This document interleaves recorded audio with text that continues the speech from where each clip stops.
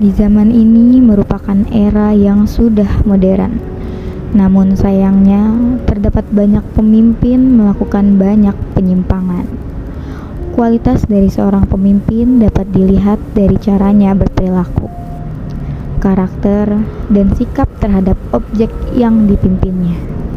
Kepemimpinan yang dilakukan oleh Nabi Muhammad SAW adalah hal-hal yang tercermin dari perilaku dan ucapannya, yaitu karakter sidik, amanah, tablik, dan fatonah. Namun, pemimpin sekarang tidak mencerminkan karakter kepemimpinan Nabi Muhammad. Salah satunya, banyak yang melakukan tindak korupsi.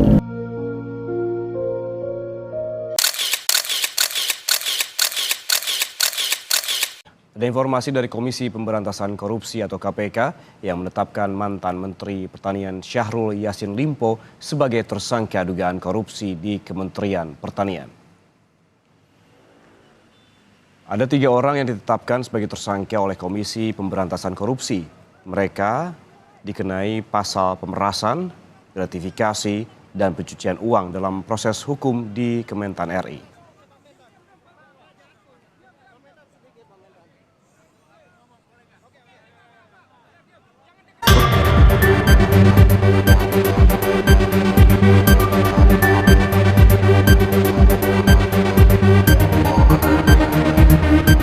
Kembali lagi bersama saya Halda Bidatur Rahman di Liputan 6.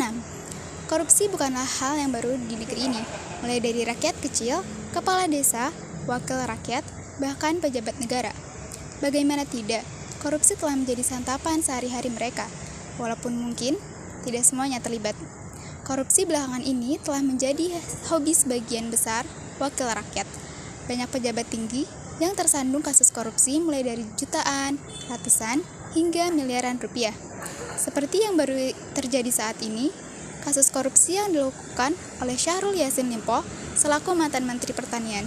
Dalam kasus tersebut, SYL menjabat sebagai Menteri Pertanian RI untuk periode 2019 sampai dengan 2024 di Kementerian Pertanian Republik Indonesia. Pada masa jabatannya, SYL membuat kebijakan personal yang diantaranya melakukan pungutan hingga menerima setoran dari AS internal Kementan untuk memenuhi kebutuhan pribadi termasuk keluarga intinya. SYL memungut hingga menerima setoran tersebut berlangsung dari tahun 2020 sampai dengan 2023. SYL menginstruksikan dengan menugaskan KS dan MH melakukan penarikan sejumlah uang dari unit eselon 1 dan eselon 2 dalam bentuk penyerahan tunai, transfer rekening bank hingga pemberian dalam bentuk barang maupun jasa. Dalam pungutan tersebut juga terdapat bentuk paksaan dari SYL terhadap para AS di Kementerian Pertanian.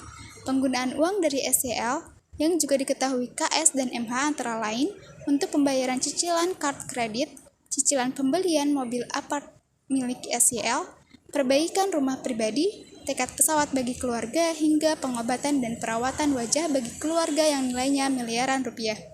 Sekian berita saya pada siang hari ini. Saya Halda Bidatur Rahman, pamit undur diri dan salam SCTV.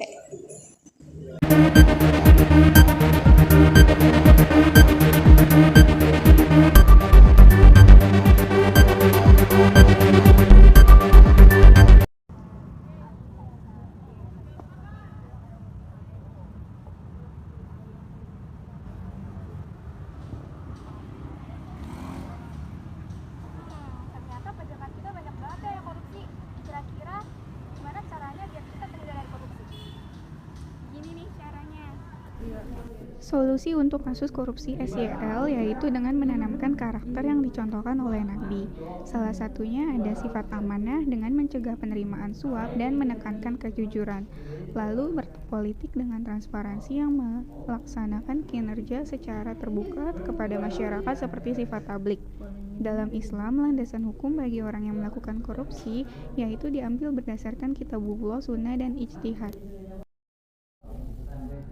Tentunya tindakan yang dilakukan SYL tidak sesuai dengan karakter nabawiyah.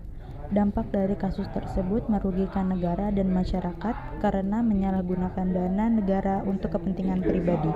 Sebagai seorang pemimpin yang baik, seharusnya memiliki sifat sidik yaitu jujur, amanah yang artinya dapat dipercaya, fatonah cerdas, dan tablik menyampaikan yang benar. Pegang-pegang boleh